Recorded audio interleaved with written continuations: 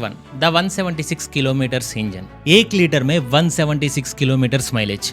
मैं फिर से बोल रहा हूँ, ध्यान से सुनिए, 1 लीटर में 176 किलोमीटर्स। अगर ऐसा इंजन आपकी बाइक में हो तो कैसा रहेगा? ये कोई फैंटेसी मूवी नहीं, एक इंडियन साइंटिस्ट का रियल लाइफ मैजिक है। इनका नाम है शैलेंद्र सिंह गौर, इलाहाबाद यूनिवर्सिटी से। इन्होंने एक रिवोल्यूशनरी 6 स्ट्रोक इंजन इन्वेंट किया है जो अब ऑटो इंडस्ट्री को हिला रहा है। इनका पैशन कोई मामूली नहीं। इस एक इन्वेंशन के लिए उन्होंने लगभग 20 साल मेहनत की। 2007 में मिली टाटा मोटर्स की जॉब छोड़ दी, रिसर्च के लिए अपना घर, खेत और आखिर में दुकान भी बेच दी।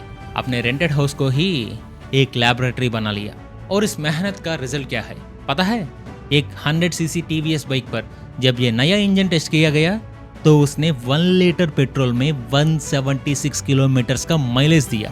हम लोग 50 to 60 किलोमीटर्स पर ही पार्टी करते हैं। ये तो नेक्स्ट लेवल इनोवेशन था। और ये सिर्फ माइलेज की बात नहीं, ये नॉर्मल इंजन से 3 टाइम्स ज़्यादा एफिशिएंट है। पोल्यूशन तो प्रैक्टिकली ज़ीरो। इस इंजन को बाइक, कार, बस, ट्रक, यहाँ तक कि शिप में भी फिट किया जा सकता है। में 176 से थोड़ा सा ज़्यादा 170-76 के बीच में था। 1 लीटर में इतने किलोमीटर का एवरेज में सड़क। इस अमेजिंग टेक्नोलॉजी को हमारी गवर्नमेंट ने 2 पेटेंट्स दिए हैं, लेकिन इसे हम जैसे कॉमन पीपल तक लाने के लिए एक इन्वेस्टर या बड़ा ऑटो कंपनी को आगे आना होगा। शैलेंद्र सिंह और उन्हीं का वेट कर रहे हैं। ये इन्वेंशन अगर मार्केट में आ जाएगा तो हमारी पेट्रोल का प्रॉब्लम सॉल्व हो जाएंगे। लेकिन जैसे ही ये न्यूज़ बाहर आई, सोशल मीडिया पर कुछ फनी पोस्ट ट्रेंड होने लगे, जैसे कि अरे इसी को किसी तरह बचा रे बाबा।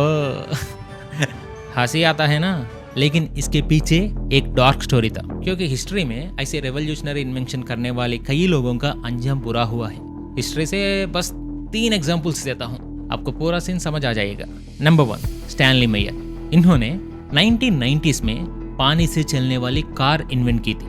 इमेजिन कीजिए, पेट्रोल बंक्स की जरूरत ही नहीं, शायद सारी ऑयल कंपनीज ने मिलकर मीटिंग की होगी। एक रेस्टोरेंट में मीटिंग के दौरान अचानक मुझे पॉइजन दिया है चिल्लाते हुए वहीं पर मर गए। Case closed. Number 2, Rudolf Diesel. Yes, the inventor of the diesel engine. उनके इंजन सस्ते वेजिटेबल ऑयल से भी चलता था। ये पेट्रोलियम इंडस्ट्री के लिए एक बहुत बड़ा थ्रेट था। एक दिन एक शिप जर्नी के दौरान वो मिस्टीरियसली गायब हो गए। लोगों ने कहा सुसाइड है, लेकिन आज तक एक मिस्ट्री है। Number 3, the great Nikola Tesla. उनका ड्रीम था दुनिया को वायरलेस इलेक्ट्रिसिटी देना, मतलब वाईफाई की तरह पावर बिना वायर्स के। ये मार्केट में आया तो फिर करंट वायर्स का बिजनेस का क्या होता? इसीलिए उनके प्रोजेक्ट की फंडिंग रोक दी गई और उन्हें एक पागल की तरह पोर्ट्रे किया गया। ए जीनियस डाइड पूर एंड अलोन। अब समझ आया लोग शैलेंद्र गौर के बारे में इतना क्यों फील कर रहे हैं। यहीं पर एक और क्वेश्चन उठा है, इतना बड़ा इन्वेंशन हुआ तो सोशल मीडिया पर इतना शोर क्यों नहीं है? क्योंकि क्या कोई मीडिया को कंट्रोल कर रहे हैं? क्या हिस्ट्री रिपीट होगी या इस बार हमारी शैलेंद्र सिंह गौर का मेड इन इंडिया मैजिक जीतेगा? व्हाट डू यू थिंक दोस्तों? कमेंट कीजिए। फैक्ट नंबर 2, शार्क सुनते ही हमारे दिमाग में ग्रे या व्हाइट कलर्स आते हैं, लेकिन कोस्टा रिका में साइंटिस्ट को दुनिया की पहली और इकलौती ब्राइट ऑरेंज शार्क मिली है। यस, आपने सही सुना। कोस्टा रिका के टॉर्गेरो नेशनल पार्क के पास फिशिंग करते वक्त ये मिली। तो आखिर एक ही शार्क ऐसे ऑरेंज कलर में क्यों पैदा हुई? इसे पीछे के रीजन है ज़ैंथिज्म। सिंपल टर्म्स में बोले तो हम सबकी स्किन में डार्क और लाइट कलर्स को कंट्रोल करने वाले पिगमेंट्स होते हैं। इस शार्क में डार्क कलर देने वाले पिगमेंट्स ने काम करना बंद कर दिया, इसीलिए अंदर का ये ब्राइट ऑरेंज कलर बाहर हाईलाइट हो गया। अगर आपको ये शॉकिंग लगा तो साइंटिस्ट को एक और चीज पता चली, इसकी आइस व्हाइट कलर की है। मतलब इसे ज़ैंथिज्म के साथ साथ एल्बिनिज्म नाम की एक और सुपर रेयर कंडीशन भी हो सकता है। मतलब ये डबल रेयर है, एक ही प्लैनेट, उसमें एक ही ऑरेंज शार्क और वो भी व्हाइट आइस के साथ। फैक्ट नंबर 3, एक रोबो जो स्नेक की तरह क्रॉल करता है, स्क्विड की तरह जेट स्पीड में जाता है और रे फिश की तरह स्विम करता है। ये कोई साइंस फिल्म मूवी नहीं, यूएस नेवी फंडेड सीरे रोबो की रियलिटी है। इस अद्भुत क्रिएशन के पीछे है प्ले एंड एनर्जी सिस्टम्स नाम की कंपनी। इसमें प्रोपेलर्स नहीं होते, उसके बदले स्नेक स्किन की तरह अंजुलेट होने वाली फ्लेक्सिबल फिन्स है। इस फिन्स की मदद से जरूरत के हिसाब से ये रे फिश की तरह एलिगेंटली स्विम करता है, मिलीपेड की तरह सी फ्लोर पर क्रॉल करता है या फिर स्क्विड की तरह जेट स्पीड में आगे बढ़ता है।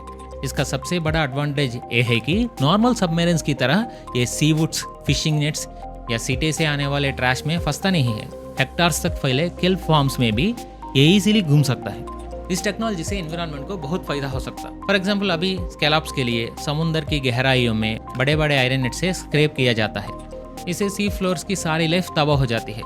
ऐसा ना करके ये सीधे रोबोट्स फॉर्म्स में जाकर जैसे इंसान हाथों से मोटी चुनते हैं वैसे ही एक एक स्कैलप को सेलेक्ट करके कलेक्ट करेंगे।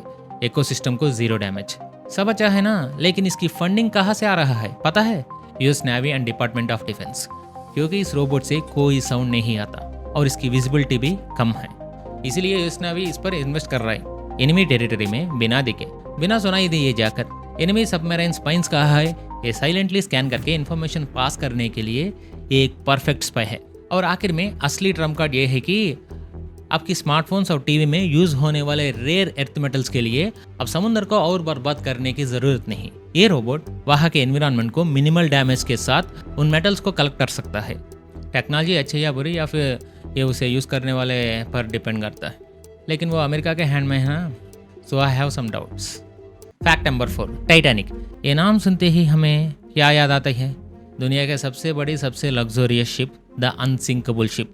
ऐसा कहकर इसका जबरदस्त हाइप क्रिएट किया गया था, लेकिन अपनी पहली ही जर्नी में एक मैसिव आइसबर्ग से टकराकर अटलांटिक ओशन में डूब गई। 1500 लोगों की जान लेकर हिस्ट्री की सबसे बड़ी मैरीटाइम डिजास्टर बन गई। ये वो कहानी जो हमने स्कूल में पढ़ी और फिल्मों में देखी, लेकिन अब मैं जो बताने जा रहा हूँ उसे सुनकर आपको लगेगा कि आपका अब तक का यकीन झूठ था। What if I told you the sinking of the Titanic was not an accident, बल्कि ये एक pre planned cold blooded murder और हिस्ट्री का सबसे बड़ा इंश्योरेंस स्कैम था। और इस महा कॉन्स्पिरेसी के पीछे का मास्टरमाइंड था JP Morgan. Part 1, the mastermind and his motive. इस स्टोरी को समझने के लिए हमें 1900s अमेरिका में जाना होगा। उस वक्त गवर्नमेंट से भी ज्यादा पावरफुल देश को साइलेंटली रूल करने वाला सिर्फ एक आदमी था, जॉन पायरंट मॉर्गन या JP Morgan, the Napoleon of wall street. General electric, US steel जैसी बड़ी कंपनीज बनाने वाला बिजनेस मैग्नेट। टाइटैनिक की owner white star line company भी उसके इंटरनेशनल मर्सेंटाइल मैरीन ग्रुप का एक छोटा सा हिस्सा थी। सिंपल शब्दों में अमेरिका में पत्ता भी उसकी परमिशन के बिना नहीं हिलता था। उस टाइम अमेरिका में सबसे बड़ी डिबेट चल रही थी, द फेडरल रिजर्व, यानी देश के सारे पैसों को कंट्रोल करने वाला का एक सेंट्रल बैंक बनाना। इस प्लान के पीछे का मेन आदमी था जेपी मॉर्गन, क्योंकि अगर वो उस बैंक को कंट्रोल कर लेता तो पूरा अमेरिका उसके हाथ में होता। लेकिन इस आइडिया को 3 बड़े लोग आधे आकर अपोज कर रहे थे। वो कोई और नहीं, उस वक्त दुनिया का सबसे वेल्थी और इन्फ्लुएंशियल लोग थे, John Jacob Astor IV, America का पहला multimillionaire real estate king, Benjamin Guggenheim, mining industry का सम्राट, Isidor Straus, Macy's department store का ओनर, ये रिटेल जेंट। ये तीनों फेडरल रिजर्व के अगेंस्ट थे। जब तक वो जिंदा था द मॉर्गन अपना प्लान सक्सेसफुल नहीं कर सकता था, और इन तीनों को एलिमिनेट करना भी आसान नहीं था। यही मॉर्गन ने अपना मास्टरमाइंड यूज करके एक जबरदस्त स्केच बनाया, द प्लान। दुनिया का सबसे ग्रैंड शिप बनाना है, अनसिंकेबल कहकर प्रमोट करना है, उसके नाम टाइटैनिक रखना है। अपने दुश्मनों यानी इन तीनों को बिजनेस और प्लेजर के लिए उस शिप की पहली जर्नी पर इनवाइट करना है। सबको दिखाने के लिए अपना पर्सनल सूट भी बुक करना है, ताकि सबको लगे कि वो भी ट्रैवल कर रहे हैं। और फिर उस शिप को अटलांटिक ओशन की गहराइयों में एक्सीडेंटली डुबा देना है। प्लान परफेक्ट था। एस्टर, गुगेनहेम, स्ट्रॉस, ये तीनों टाइटन्स टाइटैनिक पर सवार हुए। उनके साथ जेपी मॉर्गन को भी ट्रैवल करना था। उसके लिए शिप में सबसे लग्जरियस सूट था। लेकिन असली ट्विस्ट अब सुनो। लास्ट मिनट में जेपी मॉर्गन ने अपना टिकट कैंसिल कर दिया। रीजन, तबीयत ठीक नहीं। सिर्फ मॉर्गन ही नहीं, उसके करीब 50 और हाई प्रोफाइल लोगों ने लास्ट मिनट में अपना टिकट्स कैंसिल कर दिए। अप्रैल 4, 1912 रात 11:40 PM टाइटैनिक एक आइसबर्ग से टकराई। कुछ घंटे बाद वो अटलांटिक ओशन की गहराइयों में थी। जेपी मॉर्गन का दुश्मन एस्टर, गुगेनहेम, स्ट्रॉस तीनों उस शिप के साथ ही मर गए। The aftermath. टाइटैनिक डूबने के कुछ महीनों बाद ही दिसंबर 1913 में अमेरिका में फेडरल रिजर्व एक्ट पास हो गया। फेडरल रिजर्व बैंक बन गया। जेपी मॉर्गन का ड्रीम प्रोजेक्ट सक्सेसफुल हो गया। लगता है ना किसी फिल्म की स्टोरी। अपने दुश्मनों को खत्म करने के लिए 1500 इनोसेंट पीपल को मारा। Part 2, the fact check. सुनने में कॉन्स्पिरेसी थ्योरी काफी थ्रिलिंग लगता है ना, लेकिन अब असली फैक्ट्स देखते हैं। एस्टर, गुगेनहेम और स्ट्रास ने फेडरल रिजर्व को अपोज किया। इसका एक भी सॉलिड प्रूफ नहीं मिला, बल्कि इसीलिए स्ट्रास ने तो सेंट्रल बैंक कॉन्सेप्ट के फेवर में बात की थी। इसके रिकॉर्ड्स मौजूद हैं। हाँ, जेपी मॉर्गन ने अपना ट्रिप कैंसिल किया था, लेकिन उस टाइम पर उनके जैसे सुपर रिच लोगों का लास्ट मिनट प्लान्स बदलना नॉर्मल था, कॉमन था। तो ये जेपी मॉर्गन की थ्योरी ड्रामेटिक जरूर है, लेकिन उसके लिए historical evidence so much weak. Part 3, the biggest scam, the ship switch theory. Morgan theory को एक साइड में रखते हैं, और वो इसे भी ज़्यादा शॉकिंग। असल में डूबी हुई शिप टाइटैनिक थी ही नहीं। यस, आपने सही सुना। एक ऑथर रॉबिन ग्रेडेनियर के मुताबिक डूबने वाली शिप टाइटैनिक ही उसकी सिस्टर शिप आरएमएस ओलंपिक थी। द मोटिव, टाइटैनिक से कुछ महीने पहले उसकी सिस्टर शिप ओलंपिक एक ब्रिटिश वारशिप से टकरा गई थी। इस एक्सीडेंट में ओलंपिक को बहुत ज्यादा डैमेज हुआ। ये व्हाइट स्टार लाइन कंपनी के लिए एक बड़ा फाइनेंशियल डिजास्टर था, क्योंकि इंश्योरेंस कंपनी ने पैसा देने से मना कर दिया। अब उनके पास एक ब्रांड न्यू टाइटैनिक थी और एक damaged old Olympic. The plan, यही जेपी मॉर्गन समेत कंपनी मैनेजमेंट ने एक शातिर प्लान बनाया। डैमेज ओलंपिक को छुपा के टाइटैनिक बना दो। दोनों शिप्स एक जैसा दिखता है, नाम बदलकर कुछ छोटे मोटे चेंजेस करके उसे अटलांटिक ओशन में एक्सीडेंटली डुबा दो। रेस्क्यू शिप्स पास में रखो, सबका बचा लो। अगर प्लान सक्सेसफुल हुआ, डैमेज ओलंपिक्स के बदले ब्रांड न्यू टाइटैनिक का पूरा इंश्योरेंस मनी मिल जाएगा। It was a perfect insurance scam plan. लेकिन प्लान में मिसकैलकुलेशंस हो गए। शिप उनकी सोच से ज़्यादा ही तेज से डूब गई। रेस्क्यू शिप्स टाइम पर नहीं पहुंच पाई। Result 1500 deaths. और सबसे बड़ा स्कैम एक एक्सीडेंट के रूप में छिपा दिया गया। ये थ्योरी सुनने में सॉलिड लगता है, लेकिन इसमें भी लूप होल्स की कमी नहीं। द लॉजिस्टिक्स, एक वीक के अंदर डॉक पर खड़ी 2 बड़ी शिप्स को बदलना लिटरली इम्पॉसिबल। मे बी दोनों देखने में एक जैसा थी, लेकिन उनकी इंटीरियर डिजाइन में, स्पेशली ए डेक के प्रोमिनेंट विंडोज में काफी डिफरेंसेस थे।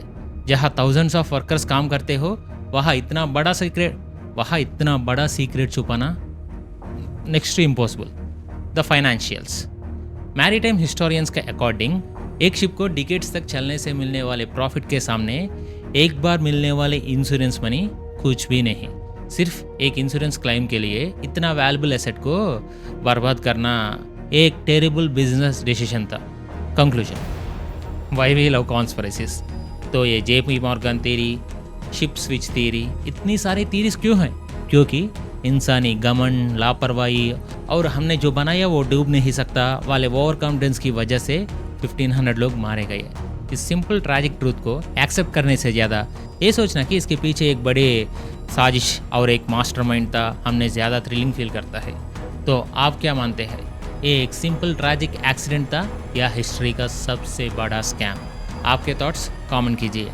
अगर इस वीडियो आपको अच्छा लगे तो वीडियो को लाइक करो, और हमारा इन्फॉर्मेशन आपको वर्थ लगे तो चैनल को सब्सक्राइब करो और बेल आइकन को ऑल में रखें।